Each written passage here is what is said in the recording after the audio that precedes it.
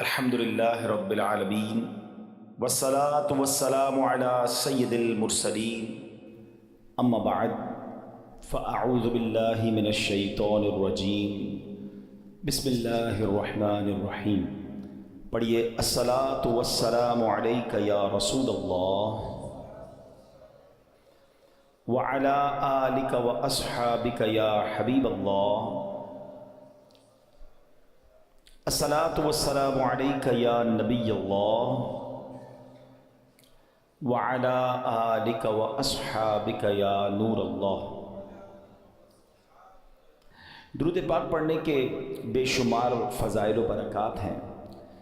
بہت ہی خوبصورت کتاب مکتبۃ المدینہ کی اربعین عطار، اس کی دوسری قسط صفحہ نمبر 11 میں حدیث پاک نمبر 11 ہے، من صلی علی او سأل لی الوسیلۃ حقت علیہ شفاعتی یوم القیامہ۔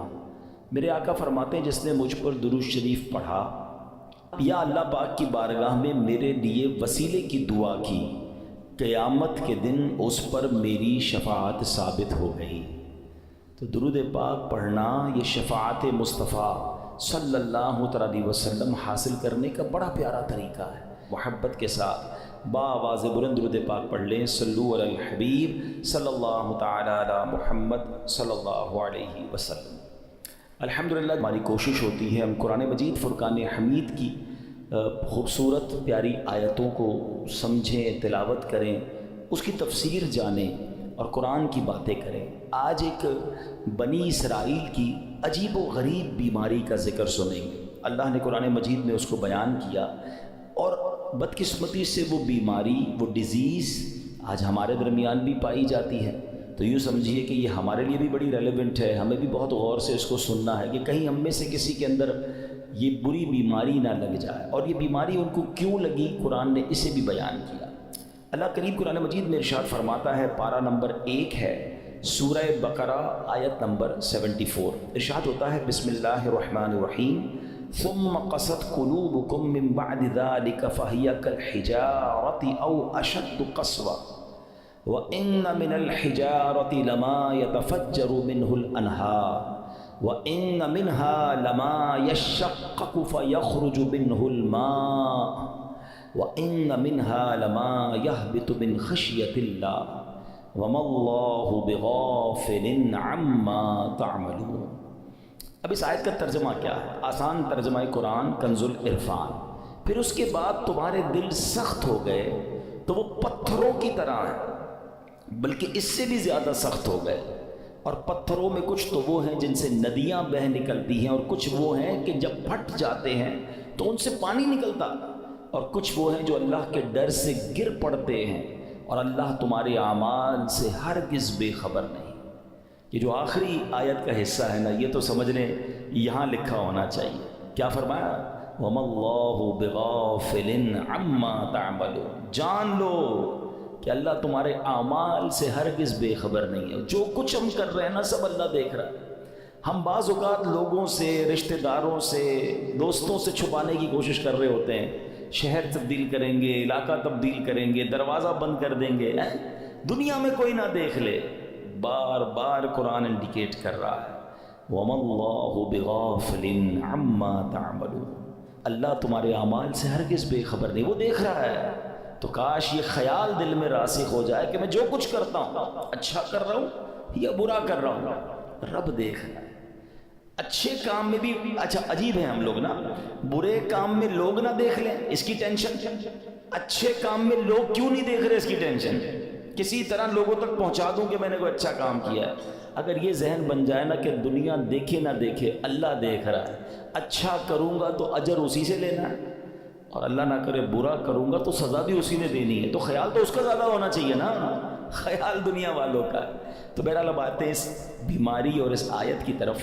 اس آیت میں قرآن کریم فرقان حمید نے کیا ارشاد فرمایا؟ ثم قست قلوبکم من بعد ذلک، پھر اس کے بعد تمہارے دل سخت ہو گئے۔ یہ کس کی بات ہو رہی ہے؟ بنی اسرائیل کا ذکر ہو رہا ہے۔ ان پر بڑے انعامات ہوئے، بڑی مہربانیاں کی گئیں بنی اسرائیل پر، شکر کی بجائے یہ نافرمانی کرتے تھے۔ فرعون سے اللہ نے نجات دی، پھر انہوں نے ناشکری کی، तौरात अता की, फिर नाशुक्री की। बछड़े की पूजा की, अल्लाह ने उसमें तौबा की तौफीक दे दी, फिर नाशुक्री की। 70 अफराद को कोहे तूर पर बुलाया, उन्होंने फिर नाशुक्री की। उन्हें मनो सलवा अता किया, फिर नाशुक्री की। उन्हें कुदरत की निशानियां दिखाई, फिर नाशुक्री की।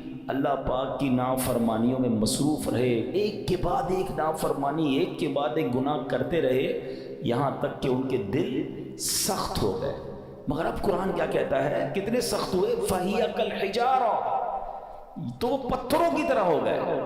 पत्थर कितना सख्त होता है समझिएगा, याद रखिए। सख्ती की और भी चीज़ें होती है, लोहा बड़ा सख्त होता है, लकड़ी बड़ी सख्त होती है, मगर लोहा आग से नरम हो जाता है, लकड़ी पानी से नरम हो जाती है, मगर पत्थर कितना सख्त होता है, ना गरमाइश में पिघलता है। हथौड़े मार मार के उसका बुरादा तो कर सकते हैं, चूरा चूरा कर सकते हैं, मगर नरम नहीं कर सकते। तो कुरान ने मिसाल क्या दी कि दिल पत्थर से सख्त हो गए। अच्छा, फिर कहा आओ अशद्दु कसवा, पत्थर से भी ज्यादा सख्त हो गए। अल्लाह अकबर। उन दिलों का आलम क्या होगा कि जिनको कुरान कह रहा है कि तुम्हारे दिल पत्थर जैसे सख्त, बल्कि उससे भी ज्यादा सख्त हो गए। अल्लाह अकबर। ए मेरे प्यारे इस्लामी, हालांकि पत्थर की एक और तारीफ कुरान खुद आगे बयान फरमा रहा है, व इन्न मिनल हिजारति लमा यतफज्जरु मिनहुल अनहार। पत्थर में तो कुछ वो हैं जिनसे नदियां बहती हैं। व इन्न मिनहा लमा यशक्ककु फयखरुजु मिनहुल मा, और कुछ वो हैं जो फट जाए तो उनसे पानी निकलता है। व इन्न मिनहा लमा यहबतु मिन खशियतिल्लाह, और कुछ वो हैं जो अल्लाह के डर से गिर पड़ते हैं, यानी पत्थर भी अल्लाह का खौफ करते हैं। फिर फरमाया वमल्लाहु बिगाफिलिन अम्मा तअमलून, और अल्लाह तुम्हारे आमाल से हरगिज़ बेखबर नहीं। अब यहाँ बड़ी यूनिक मालूमात स्टोन्स के बारे में, पत्थर के बारे में कुरान ने क्या फरमाया, पत्थर चाहे कितने सख्त हों, अल्लाह के नाफरमान नहीं होते, ये भी फूट पड़ते हैं, इनसे भी चश्मे जारी होते हैं। खौफे खुदा के सबब बड़ी बड़ी चट्टानें, बड़े बड़े पत्थर लुढ़क जाते हैं। लेकिन गुनाहगारों के दिल जब सख्त हो जाए ना, तो वो इतने सख्त होते हैं कि वो पत्थर से भी ज़्यादा सख्त हो, इन पर कोई बात असर नहीं करती। अल्लाह का हुक्म सुनकर ये ज़ेर नहीं होते, अजाब का तस्करा सुन लें तो उन पर खौफ तारी नहीं होता, जन्नत की नेमतों का सुन लें फिर भी दिल माइल नहीं होता। ऐ मेरे प्यारे इस्लामी भाइयों, गौर कीजिए, आज के दौर में भी बाज़ औक़ात ऐसे बंदे दिखते हैं कि जिनके दिल सख्त हो जाते हैं। और सख्ती की कुरान ने वजह जो तफसीर में हमने सुनी कि गुनाह पर गुनाह, एक के बाद एक दूसरा गुनाह। हदीसों में ये मजमून मिलता है कि बंदा जब एक गुनाह करता है ना, तो उसके दिल पर एक नुक्ता लग जाता है, ब्लैक डॉट। दूसरा गुनाह करता है, फिर दूसरा नुक्ता, तीसरा करता है, तीसरा नुक्ता, एक वक्त आता है पूरा दिल ही काला हो जाता है। अब हिदायत की कोई बात असर नहीं करती है। तो इसीलिए कहते हैं ना, जैसे ही गुनाह हो जाए वैसे ही तौबा कर लो, जैसे ही नाफरमानी हो जाए वैसे ही नेकी कर लो। क्लियरिफाई होना चाहिए, हार्ट प्योर होना चाहिए। आंसू बहाया करो अल्लाह की बारगाह में कि ये दिलों को धो देता है, दिलों को साफ करता है, बंदा खौफे इलाही से तरसता रहे। मगर आज हाल ये है कि दिल इतने सख्त हो गए कि कोई हिदायत की बात असर करना तो दूर की बात, अच्छी भी नहीं लगती। आज के दौर में किसी से अच्छी बात करो, कुरान की बात करो, दीन की बात करो, लड़ने लग जाता है मुसलमान होकर। ये क्या हर वक्त बात ये लगाई भी है, क्यों भाई अल्लाह रसूल की बात करते हो, हम कोई और बात कर रहे हैं। खुद सोचें, हमें हर उस शख्स को सोचना चाहिए कहीं दिल सख्ती की तरफ तो नहीं जा रहा है। अच्छा, अब पत्थरों में शऊर होता है, ये बड़ी अजीब बात आज हमने सुनी, शायद सब बहुत सारों के लिए नई बात होगी। मुफ्ती अहमद यार खान नईमी बहुत बड़े मुफस्सिर कुरान है, फरमाते हैं इससे मालूम हुआ कि पत्थरों में भी शऊर होता है। ये अलग बात है कि हमें उनके शऊर की खबर नहीं होती। कुरान में एक और जगह अल्लाह ने इरशाद फरमाया, और दाऊद के साथ पहाड़ों और परिंदों को ताबे बना दिया कि वो पहाड़ और परिंदे तस्बीह करते हैं। हाँ, परिंदे तो तस्बीह करते हैं, पहाड़ भी अल्लाह की तस्बीह करते हैं। आपने नहीं सुना, अबू जहल के हाथ में कंकर थे ना, क्या आकर कहा था उसने अल्लाह के नबी को कि ए मोहम्मद सल्लल्लाहु अलैहि वसल्लम, अल्लाह के सच्चे नबी हो तो बताओ मेरी मुट्ठी में क्या है। अल्लाह अकबर, नबी पाक का क्या खूबसूरत जवाब था। फरमाया, मैं बताऊं तेरी मुट्ठी में क्या है? जो तेरी मुट्ठी में कंकर है बता दे मैं कौन हूँ। और फिर कंकरों ने कलमा पढ़ना शुरू कर दिया। तो पता चला कि पत्थर भी अल्लाह की तस्बीह करते हैं। अल्लाह अकबर। और ओहद पहाड़ के बारे में कौन नहीं जानता, اللہ آپ کو مجھے بار بار مدینہ پاک کی حاضری نصیب فرمائے۔ نبی پاک علیہ الصلوۃ والسلام، سبحان اللہ، آقا کے معجزات میں سے یہ معجزات ہے کہ جب نبی پاک مدینہ منورہ میں یا مکہ پاک میں سڑکوں پر کسی کے شاہراہ پر تشریف لے جاتے تو آس پاس کے پتھر نبی پاک کو سلام کیا کرتے۔ احد پہاڑ کے متعلق آقا نے فرمایا احد پہاڑ ہم سے محبت کرتا ہے، ہم اس سے محبت فرماتے ہیں۔ اب پہاڑ نبی پاک سے محبت کرتا ہے، اور یہ کیسا خوبصورت پہاڑ ہے کہ نبی پاک علیہ الصلوۃ والسلام نے فرمایا کہ احد میرے ساتھ جنت میں جائے گا۔ اب یہاں علماء نے اور خوبصورت بات کی کہ پہاڑ نبی پاک سے محبت کرے تو جنت میں جائے، تو جب امتی محبت کرے تو اس کا تو عالم ہی کچھ اور ہوگا نا۔ تو محبت رسول یہ جنت میں جانے کا سبب ہے۔ مگر جو ہمارا ٹاپک ہے کہ اللہ کی عطا سے یہ پہاڑ، یہ پتھر بھی رب کی تسبیح کرتے ہیں، ان میں بھی شعور ہوتا ہے۔ اللہ اکبر۔ اور احد کے پہاڑ کی تو یہ فضیلت ہے کہ ایک جگہ نبی پاک علیہ الصلوۃ والسلام نے فرمایا جب تم احد پہاڑ کے پاس آؤ فَكُلُوا مِن شَجَرِهِ، اس پر اگنے والے درخت کے پتے بطور تبرک کھا لیا کرو ہے۔ اور پھر فرمایا اگرچہ احد پہاڑ پر اگنے والے درخت کے صرف کانٹے ہی ملے، اگر پتے نہ ملے تو کانٹے چبا لیا کرو۔ اب یہاں تبرک کی دلیل بھی ملتی ہے، بھائی کانٹا کھانے سے کیا فائدہ ہوگا، پتا کھانے سے کیا فائدہ ہوگا، مگر چونکہ یہ جنتی پہاڑ ہے تو آقا نے فرمایا اس سے کچھ نہ کچھ کھا لیا کرو، تبرک لیا کرو۔ اب پہاڑ مبارک کیسے ہو گیا کہ یہ پہاڑ نبی پاک سے محبت کرنے والا ہے۔ تو ہم دوبارہ آتے ہیں پیارے اسلامی بھائیوں کہ ایک تو ہم نے یہ سنا قرآن کہتا ہے کہ کچھ پہاڑ پھٹ پڑتے ہیں، کچھ میں سے نہریں جاری ہوتی ہیں، کچھ سے پانی جاری ہوتی ہے، کچھ خوف خدا سے گر پڑتے ہیں۔ ایک بار امام ابو القاسم کشیری رحمۃ اللہ تعالیٰ لکھتے ہیں کہ اللہ پاک کے ایک نبی کہیں سے گزر رہے تھے، آپ نے ایک چھوٹا سا پتھر دیکھا مگر اس چھوٹے سے پتھر سے مسلسل پانی بہہ رہا تھا۔ آپ بڑے حیران ہوئے، اللہ پاک نے اس پتھر کو بولنے کی طاقت عطا فرمائی، اور پتھر کہتا ہے کہ اے اللہ پاک کے نبی، جب سے میں نے سنا ہے معلوم ہوا ہے کہ جہنم کا ایندھن آدمی اور پتھر ہیں۔ قرآن کہتا ہے نا اے ایمان والو اپنے آپ کو اپنے گھر والوں کو جہنم کی آگ سے بچاؤ جس کا ایندھن آدمی اور پتھر ہے۔ تو ہم آدمیوں پر تو پتہ نہیں اثر ہوا نہیں ہوا، وہ پتھر کہتا ہے جب سے مجھے معلوم ہوا ہے کہ جہنم میں پتھر ڈالے جائیں گے جب سے میں رو رہا ہوں، جب سے خوف خدا کی حالت سے میری حالت بری ہے، اور یہ جو میرے اندر سے آپ پانی نکلتا دیکھ رہے ہیں یہ خوف خدا کے باعث ہے۔ آپ اللہ کے نبی تھے، آپ نے اللہ کی بارگاہ میں دعا کی اور اللہ پاک نے یا اللہ اس پتھر کو جہنم سے محفوظ فرما دے، دعا قبول ہو گئی۔ آپ چلے گئے کہیں، واپس آئے تو پھر اس پتھر سے پانی نکل رہا تھا۔ تو آپ نے کہا کہ اب تو تمہیں جہنم سے آزادی کی خوشخبری مل گئی، پھر کیوں رو رہے ہو؟ پتھر کو اللہ نے پھر قوت گویائی دی، کہتا ہے ذالک کان بکاء الحزن والخوف وہذا بکاء الشکر والسرور۔ کہتے حضور پہلے جو آنسو تھے وہ غم اور تکلیف کے تھے، اب جو آنسو ہیں وہ خوشی کے آنسو ہیں کہ اللہ نے جہنم سے آزاد کر دیا۔ تو یہ اللہ کی مخلوقات ہیں، اللہ پاک، یہ دنیا میں ہر طرف رب کا ذکر ہو رہا ہے، یہ اشرف المخلوقات کہلانے والا ہی غافل ہو جاتا ہے، حالانکہ ہم مجھے اور آپ کو بنایا ہی اللہ کی عبادت کے لیے۔ دیکھیں نا، ہر چیز کے بارے میں ہم یہ جاننے کی کوشش کرتے ہیں what is the reason of the creation. Mobile کیوں بنا ہے؟ بات کرنے کے لیے بنا، اگر اس میں بات کرنے کی صلاحیت ختم ہو جائے، کوئی فنکشن نہ چلے، کیا کریں گے؟ موبائل کا گاربیج کر دیں گے نا۔ پین کیوں چلتا ہے؟ پین کیوں بنا؟ لکھنے کے لیے، لکھنا ہی نا، انک ختم ہو جائے کیا کرتے ہو؟ پھر بھی لگاتے ہو، پھینک دیتے ہیں۔ جو چیز جس لیے بنائی گئی اگر وہ کام نہ کرے تو اسے ڈسپوز کر دیا جاتا ہے۔ ہمیں کیوں بنایا گیا ہے؟ کبھی سوچا آپ نے؟ قرآن بتائے گا نا، ہمیں بنایا اللہ نے، تو اللہ ہی فرمائے گا نا کیوں بنایا، واٹ از دا ریزن۔ قرآن میں رب فرماتا ہے وَمَا خَلَقْتُ الْجِنَّ وَالْإِنسَ إِلَّا لِيَعْبُدُونِ، ہم نے نہیں بنایا انسان اور جنات کو، بس there is only one reason إِلَّا لِيَعْبُدُونَ، ہم نے اپنی عبادت کے لیے بنایا۔ یعنی میں اور آپ بنے اللہ کی عبادت کے لیے، کام کچھ اور کر رہے ہیں۔ نمازیں ہماری قضا ہو رہی ہیں، روزے بہت بڑی تعداد میں لوگ نہیں رکھ رہے، اللہ کی عبادت سے دور، حالانکہ بنایا اس لیے گیا ہے۔ اور یہ پتھر کا واقعہ آپ نے سنا کہ یہ اس لیے رو رہا ہے کہ کہیں جہنم میں ڈال نہ دیا جائے۔ کبھی ہمارے آنسو بہے، کبھی ہمیں یہ خیال آیا کہ کہیں مجھے جہنم میں نہ ڈال دیا جائے، کہیں مجھے ایندھن نہ بنا دیا جائے جہنم کا۔ اللہ اکبر۔ اب آئیے بیان میں جیسے میں نے شروع میں کہا کہ ایک بیماری کا ذکر ہوگا، اللہ اس بیماری سے بچائے، اور وہ بیماری ہے دل کی سختی۔ کیا کہا قرآن نے؟ ثم قست قلوبکم من بعد ذلک فہی کالحجارۃ او اشد قسوا، پھر اس کے بعد تمہارے دل سخت ہو گئے تو وہ پتھروں کی طرح ہیں، بلکہ ان سے بھی زیادہ ہیں۔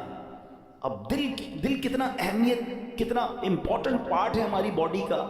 پیارے آقا علیہ الصلوۃ والسلام حدیث پاک میں ایک جگہ ارشاد فرماتے ہیں جسم میں ایک خون کا لوتھڑا ہے، وہ ٹھیک ہو جائے سارا جسم ٹھیک ہو جائے گا، اور جب وہ لوتھڑا بگڑ جائے نا تو سارا جسم بگڑ جاتا ہے۔ اور سن لو، وہ لوتھڑا، وہ پارٹ آف دا باڈی بدعہ کیا ہے؟ وہ قلب ہے، وہ دل ہے۔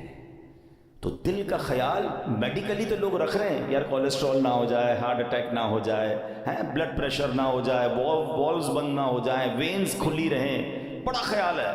ٹھیک ہے، یہ تو ظاہری اس دل کی کیفیت ہے نا، مگر اگر اس دل میں ایمان ہی نہ ہو، اس دل میں معاذ اللہ سختی آ جائے، ہدایت کی کوئی بات ہی اثر نہ کرے، یہ دل معاذ اللہ غیبت، چغلی، بغض، کینہ، تکبر اور برائیوں کی آماجگاہ بن جائے تو یہ تو برباد کر دے گا نا، ایمان برباد کر دے گا۔ ہمیں جان لینے والے مرض کا ڈر ہے، ہم ڈسکس بھی کرتے ہیں، ڈاکٹر کے پاس بھی جاتے ہیں، ٹیسٹ بھی کراتے ہیں، جناب بتائیں ہارٹ اٹیک نہ ہو، میری باڈی ٹھیک رہے، کتنی ایکسرسائز کرنی ہے، everybody talk about it. وہ کیوں؟ کہ جان چلی جائے گی نا۔ مگر مجھے بتاؤ، جان جانا زیادہ خطرناک ہے یا ایمان جانا زیادہ خطرناک ہے؟ جان تو ویسے ہی جانی ہے، آج نہیں تو کل چلی جائے گی، مرنا تو ہے ہی، اس سے تو کوئی نہیں بچ سکتا، مگر ایمان سلامت لے کر قبر میں جانا یہ زیادہ ضروری ہے نا۔ تو یہ حدیث بھی بتا رہی ہے، قرآن کی آیتیں بھی بتا رہی ہیں کہ دل صاف ہونا چاہیے، دل اللہ کی رحمتوں کے نزول کی جگہ ہونی چاہیے، مگر جن کے دل سخت ہو گئے ہیں وہ غور کریں۔ اب آئیے میرے پیارے اسلامی بھائیوں، حدیث پاک، یہ دل کی سختی سزا کتنی بڑی ہے۔ اللہ کے نبی علیہ الصلوۃ والسلام فرماتے، ترمذی شریف کی حدیث ہے، ان ابعد الناس من اللہ قلب القاسی، فرماتے سخت دل والا سب سے بڑھ کر اللہ سے دور ہے۔ Nobody talk about it، کوئی بات ہی نہیں کرتا، ارے دل سخت ہے، یہ دل نرم ہے۔ اگر دل سخت ہو گیا نا تو پھر اللہ سے سب سے زیادہ دور وہ ہو جائے گا۔ حضرت مالک بن دینار جیسی عظیم ہستی کا فرمان سنو، فرماتے بندوں کو جو سزائیں دی جاتی ہیں ان میں سب سے بڑی سزا یہ ہے کہ بندے کا دل سخت کر دیا جاتا ہے۔ ہائے ہائے، نہ نماز میں دل لگے، نہ تلاوت میں دل لگے، نہ دعا میں آنسو بہیں ہیں، نہ ہدایت کی بات اچھی لگے، لوگ نعتیں سن کر رو رہے ہوتے ہیں اور ہم کہتے ہیں بند کرو یار، مزہ نہیں آ رہا، یعنی کوئی اچھی بات دل پر اثر نہیں کر رہی، تو چیک کرو کہ یار یہ دل سخت تو نہیں ہو گیا، دروازہ تو بند نہیں ہو گیا۔ یہ سب سے بڑی سزا ہے۔ حضرت مالک بن دینار کہتے ہیں بندے کو جو سب سے بڑی سزا دی جاتی ہے وہ اس کا دل سخت ہو جاتا ہے۔ کسی مسلمان کو تکلیف میں دیکھ کر ہمیں تکلیف محسوس کیوں نہیں ہو رہی ہے؟ کوئی بیچارہ غریب پریشان ہے، اس کو دیکھ کر مجھے فیل کیوں نہیں ہو رہا؟ اگر ہو رہا ہے اللہ کا شکر ادا کریں، اگر مسجد میں آنے کو جی چاہتا ہے اللہ کا شکر ادا کریں، اور مسجد میں آ کر بھاگنے کو جی چاہتا ہے، there is something wrong in your heart۔ اس سے بڑھ کر رحمتوں والی جگہ کون سی ہے؟ ہونا کیا چاہیے؟ اللہ کے گھر میں آؤ تو پیس، سکون، مزہ آ جائے، مگر کچھ لوگ مسجد میں آ کر بھی بے چین، آخر میں آئیں گے سب سے پہلے جانے کی کریں گے۔ خود سوچئے کیوں مجھے بے چینی ہوتی ہے؟ موبائل پر گھنٹوں بیٹھ جاؤں گا، دوست کے ساتھ چائے پینے گھنٹوں بیٹھ جاؤں گا، اللہ کے گھر میں مجھے تکلیف کیوں ہو رہی ہوتی ہے؟ جب تک بیماری کو ڈائگنوس نہیں کریں گے نا پھر حل نہیں ہوگا۔ آج میں آپ کو علاج بھی بتاؤں گا۔ اب آئیے دل کی سختی کے اسباب، واٹ از دا ریزن؟ نبی پاک علیہ الصلوۃ والسلام فرماتے ہیں ذکر اللہ کے علاوہ زیادہ کلام نہ کرو، بے شک زیادہ باتیں کرنا دل کو سخت کر دیتا ہے۔ یہ بہت جو بولتے رہتے ہیں نا، بہت بولتے رہتے ہیں، زیادہ باتیں نہیں، قلیل الکلام، اللہ کا ذکر کریں، تلاوت کریں، کم بولیں، کیونکہ زیادہ بولنے والا غلطیاں بھی زیادہ کرتا ہے نا، جھوٹ بھی نکل جائے گا، غیبت بھی نکل جائے گی، دل آزاری بھی ہو جائے گی، معاذ اللہ احساس نہیں ہوگا، علم نہیں ہوگا تو کلمہ کفر بھی نکل جائے گا۔ کم بولیں، سوچ کے بولیں۔ ایک جملہ سنا ہوگا آپ نے، پہلے تولو بعد میں بولو۔ ہم بول کے تول رہے ہوتے ہیں، پھر پچھتا رہے ہوتے ہیں، یار نہیں بولنا تھا، یار کیا بول دیا، یار مسئلہ ہو گیا، جھگڑا ہو۔ پہلے سوچ لیتے ہیں نا۔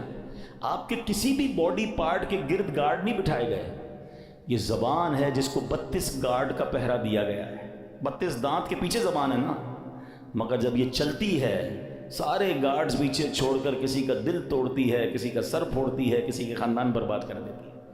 سوچئے زیادہ بولنا دل کو سخت کر دیتا ہے، یوں ہی زیادہ ہنسنے سے بھی دل سخت ہو جاتا ہے۔ حدیث پاک میں ہے ان کثرت الضحک تمیت القلب، بے شک زیادہ ہنسنا دل کو مردہ کر دیتا ہے۔ ہر وقت ہنسی مذاق، کچھ لوگ ہوتے ہیں جن کا کام ہی ہوتا ہے، تو ہر وقت نہیں ہوتا، کبھی کبھی مزاح کرنا اور ہے، مگر ہنسی مذاق میں بھی دل آزاری کی اجازت نہیں ہے نا۔ آپ مسکرانے والی بات کریں اچھی بات ہے، لیکن ہر وقت ایک ہی کام میں لگے ہوئے ہیں اور پھر جھوٹ بول بول کے ہنسا رہے ہیں، یہ دل کو مردہ کر دیتا ہے۔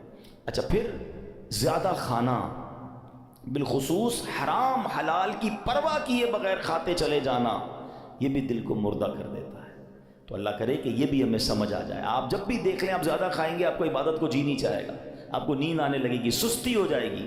رمضانوں میں لوگ زیادہ عبادت کرتے ہیں، جو کم کھاتے ہیں آپ دیکھیں وہ عبادت زیادہ کر رہے ہوں گے۔ تو کم کھانا، اور حرام سے تو پہلے ہی بچنا ہے، حلال ہی کھانا ہے۔ اور دل کو سب سے زیادہ جو نقصان دینے والی چیز ہے نا، موسٹ ڈینجرس، وہ ہے گناہ۔ گناہ کا جو سائیڈ ایفیکٹ ہے نا، جو گناہ چھوٹا ہو یا بڑا، جتنا بڑا گناہ ہوگا وہ اتنا دل کو افیکٹ کرے گا، مگر ہر گناہ دل کو ڈیمیج ضرور کرتا ہے، اس میں روحانیت کم کرتا ہے، اس کے اندر یوں سمجھیے برائی، جیسے جیسے برائی کرتا جائے گا، پھر کچھ لوگوں کی کنٹینیو عادت ہوتی ہے برائی کی، وہ دل کو سخت کر دیتی ہے۔ تو اے میرے پیارے اسلامی بھائیوں، قرآن کیا کہتا ہے؟ بل ران علی قلوبہم ما کانوا یکسبون، بلکہ ان کے کمائے ہوئے اعمال نے ان کے دلوں پر زنگ چڑھا دیا۔ قرآن کہہ رہا ہے زنگ چڑھ جاتا ہے، اپنے اعمال جو ہیں برے اعمال دلوں پر زنگ چڑھا دیتے ہیں۔ اب یہ تو ہو رہا ہے، ہم تو کر رہے ہیں، اب حل کیا ہے؟ دل صاف کیسے ہوگا، دل نرم کیسے ہوگا؟ آئیے آج اس کا نسخہ بھی لے لیجیے، اور وہ بھی انشاءاللہ حدیث پاک سے ہی پیش کروں گا۔ اللہ کے نبی علیہ الصلوۃ والسلام فرماتے ہیں کہ بے شک جیسے لوہے پر زنگ چڑھتا ہے، ایسے ہی دل بھی زنگ آلود ہو جاتے ہیں۔ عرض کی گئی یا رسول اللہ صلی اللہ تعالی علیہ وسلم، دل کے زنگ کا علاج کیا ہے؟ ارشاد فرمایا موت کو کثرت سے یاد کرنا اور ذکر اللہ کی کثرت کرنا۔ اللہ کا ذکر یہ دل کا زنگ دور کرتا ہے، تلاوت قرآن یہ دل کا زنگ دور۔ آپ کو کبھی کبھی مزہ نہیں آئے گا، یہ بھی میں آپ کو بتا دیتا ہوں، پہلے سے بتا دیتا ہوں کہ جس کے دل میں پرابلم ہوتی ہے نا، وہ جیسے ہی ذکر اللہ کرے گا اس کو نیند آنے لگے گی، تلاوت کرے گا بوریت شروع ہو جائے گی، مسجد میں آئے گا ٹینشن شروع ہو جائے گی۔ اب آپ کو میں ایک فارمولہ دے دیتا ہوں، پہلے ذہن بنا لیں کہ مجھے دل صاف کرنا ہے، مجھے گناہوں کا یہ زنگ اتارنا ہے، مجھے اللہ کی معرفت اپنے دل میں چاہیے۔ تو اب حل کیا ہوگا؟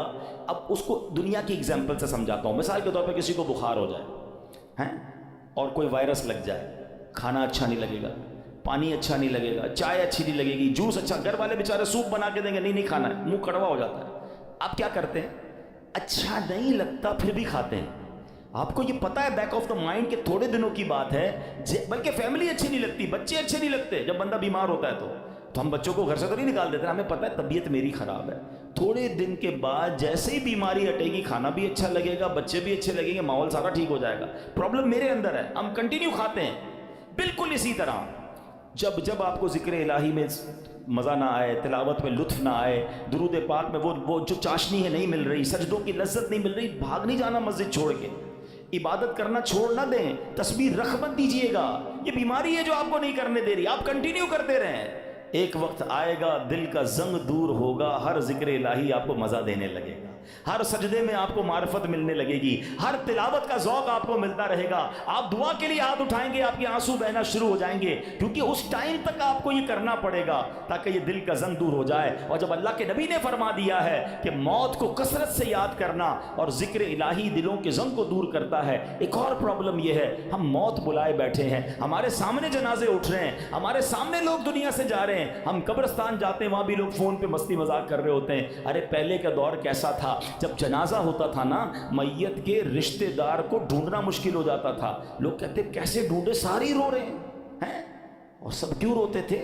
ان کو میت سے اتنا پیار نہیں ہوتا تھا، سب کو اپنی موت یاد آتی تھی، وہ قبرستان دیکھ کر سمجھ جاتے تھے کہ ہم نے جانا ہے، مگر ہم موت بھلائے بیٹھے ہیں۔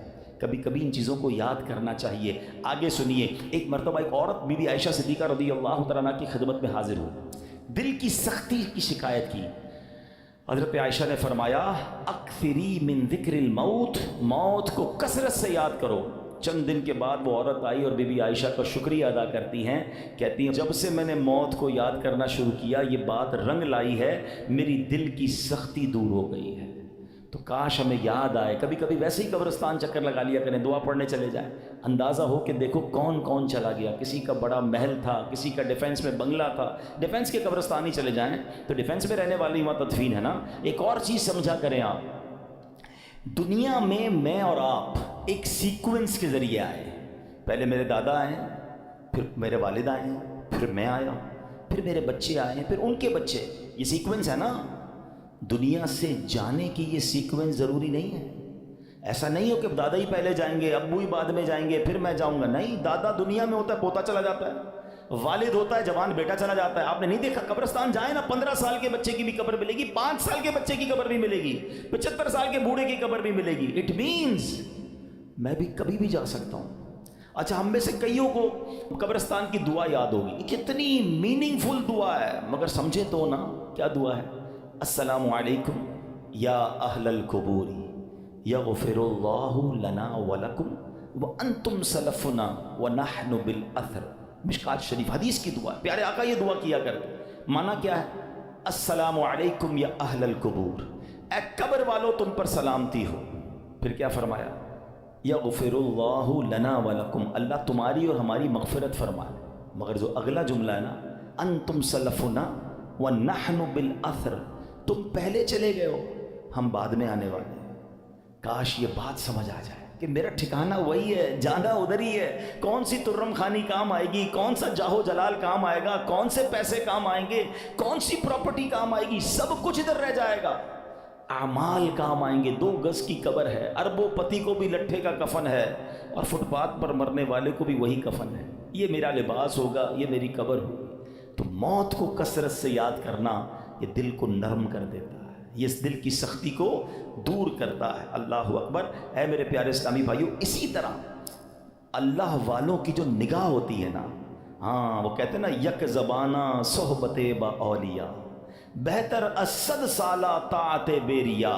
سینکڑوں سال کی بے ریا عبادت ایک طرف، کسی ولی کامل کی صحبت ایک طرف۔ اللہ والوں کی صحبت میں بیٹھے، ان کی نگاہ سے، ان کی صحبت سے دل کا زنگ اتر جاتا ہے۔ ہاں اسی طرح علماء کہتے ہیں اللہ والوں کی دشمنی جو ہے نا، کسی اللہ والے کی گستاخی، چاہے گناہ تھوڑا تھوڑا کر کے دل سخت کرتا ہے، یہ وہ گناہ ہے جو ڈائریکٹ دل کو سخت کر دیتا ہے، دل بالکل مردہ ہو جاتا ہے جو اللہ کے ولی سے دشمنی کرتا ہے۔ تو ہے میرے پیارے اسلامی بھائیوں، اللہ والوں کی صحبت اختیار کریں، نیک لوگوں میں بیٹھا کریں، تلاوت قرآن کریں، ذکر الہی کریں، موت کو کثرت سے یاد کریں، تو یہ دل جو ہے اس کی سختی سے ہم محفوظ رہیں گے۔ وہ پتھروں کے بارے میں دیکھیں نا کہ پتھر خوف خدا سے روتا ہے، پتھر ذکر الہی کرتا ہے۔ ارے ہم تو اشرف المخلوقات ہیں، تو ہمیں تو اللہ کی یاد زیادہ کرنی چاہیے۔ تو بہرحال میرے پیارے اسلامی بھائیوں، یہ چند باتیں آج ہم نے سنی ہیں، اللہ پاک ہم سب کو عمل کرنے کی توفیق عطا فرمائے، آمین بجاہ النبی امین صلی اللہ علیہ وسلم۔